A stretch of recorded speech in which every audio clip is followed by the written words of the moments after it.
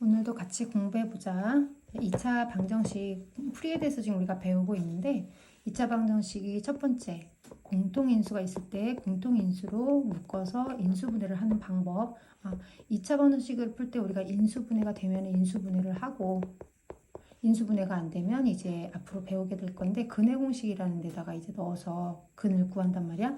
근데 이제 지금 우리가 인수분해가 되는 과정 안을 지금 계속 배우고 있었으니까 공통인수가 있으면 이제 공통인수를 묶어서 인수분해를 하거나 또는 이제 합의 제곱이나 차의 제곱으로 이제 완전 제곱이라고 하지. 이런 형태로 인수분해가 된다든지 또는 합차로 인수분해가 된다든지 이런 게 있었지. 그 공식 이용하는. 그 다음에 이제 우리가 그 인수분해 할 때 요거는 이제 인수분해 나오는 공식 중에 선생님 1, 2, 3번인데 요거는 꼭 기억을 하는 게 좋고 그 다음에 x제곱의 개수가 1이고 그 다음에 합차로 인수분해가 된다든지 x제곱의 개수가 1이 아닌 경우 있었잖아. 그거 두 개는 외우지 않도록 하라고 했지. 안 와도 된다고 했잖아. 그게 이제 우리가 대각선으로 인수분해 되는 경우란 말이야.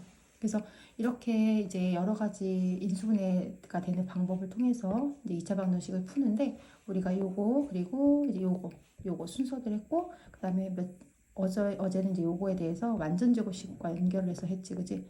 이렇게 인수분해가 된다라는 거는 완전 제곱식이 된다고 했어. 그래서 완전 제곱식은 0의 형태가 될 경우에는 이제 중근을 갖는다고 했지. 그래서 어제 중근과 같이 연결해서 이제 배웠단 말이야. 그래서 요거 이제 했고 오늘은 이제 그런데 우리가 인수분해가 되지 않는 애들이 있는데 그게 근해 공식을 가기 전에 제곱근을 이용하는 방법이 있어. 자, 제곱근을 이용해서 방정식을 풀 수도 있거든. 자, 이거를 한번 오늘 같이 공부를 한번 해보자. 제곱근을 이용하는 거는 이제 우리가 앞에서 제곱근의 성질 배웠지? 그것과 연결이 되기도 하고 그 다음에 근해 공식의 기본이 되기도 하니까 같이 알아두면 나중에 이제 함수에서도 우리가 표준형으로 바꾸는 과정을 배울 때 좀 많이 이제 이용을 할 수가 있어. 그래서 제곱근을 이용해서 방정식을 푸는 건 그럼 어떻게 푸는 거냐면 우리가 이런 거 처음에 우리 제곱근 배울 때 x제곱은 9다. 자, 요게 x제곱은 9야. 그런데 x는 9의 제곱근이다. 이렇게 배웠지, 그치? 자, 제곱해서 9가 돼. 그러면 x를 제곱하면 9인데 9는 x를 제곱하면 되는 건데 그럼 x 입장에서 봤을 때 무엇을 제곱을 하면 9가 될까? 생각해보면 x가 될 수 있는 수는 3하고 마이너스 3이 있단 말이야, 그치? 그래서 우리가 이 두 개를 9의 뭐라고 한다고 했냐면 제곱해서 9가 되게 하는 이 두 수를 9의 제곱근이라고 한다. 그래서 x의 제곱은 9, 이거는 x는 9의 제곱근을 의미하는 말이잖아, 그치? 그런데 이거를 지금 보면 x제곱 마이너스 9는 0이잖아. 그럼 이거 2차 방정식이지, 그치? 는 0의 형태니까 2차고 는 2차식은 0의 형태니까 2차 방정식이란 말이야. 그런데 여기에서 x가 지금 뭐라고 그랬어?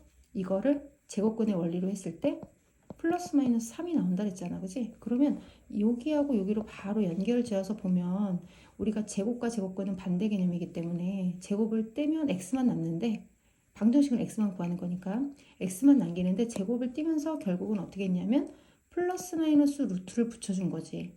그래서 루트 9가 3이 된 거야.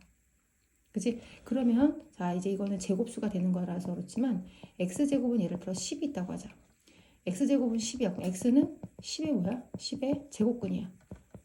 그러면 x는 뭐가 되는 거지? 플러스 마이너스 루트 10이 되겠지. 10의 제곱근이면 플러스 마이너스 루트 10이니까 그럼 결국 요거의 답이 뭐라는 거야? 플러스 마이너스 루트 10이라는 거잖아. 그러면 우리가 요걸 방정식이잖아, 얘도. 그지? 는 0으로 만들면. 그러면 방정식에서 우리가 x를 구하는 게 목적인데 x는 했을 때 제곱을 떼면서 플러스 마이너스 루트를 붙여주면 된다는 얘기지. 그래서 우리가 이런 게 바로 제곱근을 이용해서 방정식을 푸는 거야. 그럼 이제 이렇게 풀면 되는데 만약에 이제 앞에 이렇게 숫자가 3x제곱은 39다. 그럼 이런 거는 x제곱의 개수를 일단 나눠서 x제곱만 남기고 x제곱만 남긴 다음에 똑같은 패턴으로 만들어서 x는 플러스 마이너스 루트 13 제곱을 떼면서 그치? 이렇게 하면 되겠지. 근데 이제 항상 이렇게 x제곱은 이렇게 되는 것만 나오는 건 아니야. 그러면 자 이제 한번 예를 들어서 문제를 몇 개 더 풀어보도록 하자. 만약에 이제 이런 거 2 가로 x 플러스 2의 제곱은 8이다. 그러면 여기에서 x는을 남기기 위해서는 x만 남기기 위해서는 앞에 2 곱하기 되어 있는 2도 없애야 되고 제곱도 없애야 되고 플러스 2도 없애야 된단 말이야. 그럼 무엇을 가장 먼저 없애야 될까? 어떤 순서대로 없애줘야 x를 구할 수 있을까? 그렇지. 앞에 있는 2부터 먼저 없애줘야 되겠지? 그래서 얘를 없애주면 2로 나눠주면 돼. 그러면 x 플러스 2의 제곱은 4가 될 거고 그 다음에 제곱을 그 다음에 없애야 되겠지? 그치? 그럼 자, 제곱을 없애면서 어떻게 해주자 그랬지?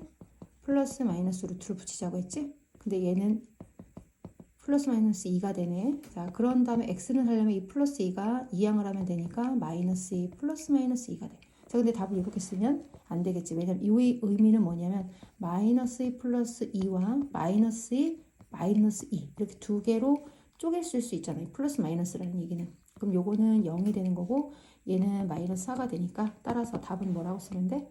x는 0, x는 마이너스 4 이렇게 답을 쓸 수도 있어. 근데 이제 얘가 제곱수가 아닌 경우는 이제 어떻게 될까?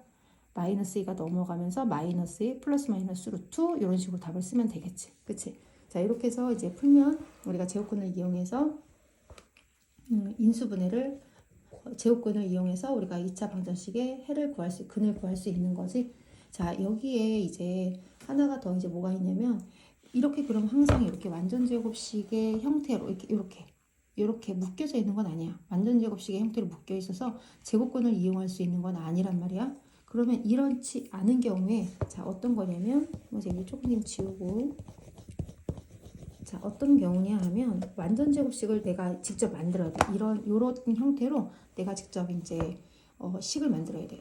만약에 이제 2x제곱 마이너스 12x 플러스 14는 0이라는 2차 방정식이 있다고 하자. 그럼 얘가 만약에 x제곱의 개수 공통인수로 먼저 묶어주고 그치? 공통인수로 묶어주고 그리고 얘가 인수분해를 되나 이렇게 해볼 텐데 절대 인수분해를 해서 얘가 나올 수가 없는 거지. 그치? 곱해서 플러스가 된다는 얘기는 둘의 부가 다 마이너스가 되는 얘기인데 더해서 마이너스 6이 나올 수가 없단 말이야. 그럼 얘는 인수분해가 되지 않는 경우야. 그럼 우리가 2차 방정식을 풀 때 사실은 인수분해가 되는 식보다는 인수분해가 되지 않는 식이 훨씬 더 많아. 그럼 인수분해가 되지 않을 때는 여기서 계산을 못한다고 하는 게 아니라 근의 공식이라는 거에 넣을 수도 있는데 우리가 지금 여기서 하는 거는 제곱근을 이용하는 방법 안에 있는 거라서 요거를 직접 완전 제곱식으로 만들자는 거야. 자, 그러면 그렇게 해서 요런 패턴으로 만들자는 거지. 아까 요 패턴으로. 꼭 굳이 그렇게 풀 필요 없지만 그런 식으로 문제를 한번 푸는 것도 한번 해보자는 거야. 그러면 자, 어떻게 하면 되냐면 자, 한번 선생님 따라서 한번 해봐. 2x제곱 마이너스 12x 플러스 14는 0을 자, 완전 제곱식을 이용해서 문제를 한번 방정식을 풀어보자. 이렇게 하면 일단은 x제곱의 개수가 1이면 우리가 문제 풀 때 굉장히 쉽게 할 수 있거든. 그래서 x제곱의 개수를 일단 나눠. x제곱의 개수로 나눈다. 자, 나눈다. 그리고 x제곱의 개수가 2니까 이렇게 다 2로 나눠. 그러면 x제곱 마이너스 6x 플러스 7은 0. 이게 순서야. 패턴을 외워야 돼. 자, 그 다음에 여기에서 이제 완전 제곱식. 좌변을 완전 제곱식을 만들어야 되는데 완전 제곱식을 만들려면 이 두 개를 가지고 상수항을 찾아서 완전 제곱을 만들어야 되거든. 그래서 상수항을 우변으로 이항시켜. 상수항 이항. 자, 그럼 상수항을 이항시키면 x제곱 마이너스 6x는 마이너스 7 이렇게 되지? 그 다음에 이제 여기서 중요해. 좌변에 있는 x제곱 마이너스 6x의 어떤 상수를 더해서 완전 제곱식을 만들어야 되거든, 좌변을. 그러면 자, x제곱 마이너스 6x에 어떤 상수가 있어야 완전 제곱이 되냐면 우리가 x제곱의 개수가 1일 때는 x의 개수에 반의 제곱이 상수가 있어야 완전 제곱이 된다 했잖아. 그러면 마이너스 6의 반은 마이너스 3이고 제곱하면 9니까 여기 9야. 자, 그럼 여기다 9를 더한다라는 얘기는 양변에 똑같이 9를 더해야 등식의 변화가 생기지 않으니까 양변에 필요한 9를 더해준다. 그러면 얘는 이미 완전 제곱을 우리가 생각하고 9를 넣었기 때문에 완전 제곱이 될 수밖에 없어. 누구로 완전 제곱이 될까? 마이너스 6의 절반인 마이너스 3으로 완전 제곱이 돼. 항상 얘 반으로 넣어주면 돼. 그럼 이쪽은 계산하면 얼마가 돼? 2. 자, 그럼 아까 패턴이 됐지? 그런 다음에 이제 어떻게 하면 된다? 제곱도 없애야 되고 마이너스 3도 없애야 되는데 제곱을 먼저 없애는 거니까 플러스 마이너스 루트 그리고 마이너스 3을 이항해서 x만 남기면 되니까 유리수부터 쓰고 무리수를 써야 되니까 자, 답을 이렇게 쓰면 돼. 자, 어떻게 된다고? 제일 처음에는 x제곱의 개수가 1이 아닌 경우는 x제곱의 개수로 나눈다. 그리고 x제곱의 개수로 나눈 다음에 상수항을 이항시킨다. 좌변에 있는 x제곱항과 x항에 어떤 상수항을 더해서 완전제곱식으로 만들어줘야 된다. 그래서 반의 제곱의 상수를 양변에 똑같이 더해준다. 그 다음에 완전제곱식으로 만들고 제곱을 떼고 그 다음에 상수항을 이항시켜서 답을 구하면 된다. 자, 됐지? 자, 그럼 이제 이거에 관련된 문제를 다음 문제에서 한번 풀어보도록 하자. 다음 영상에서.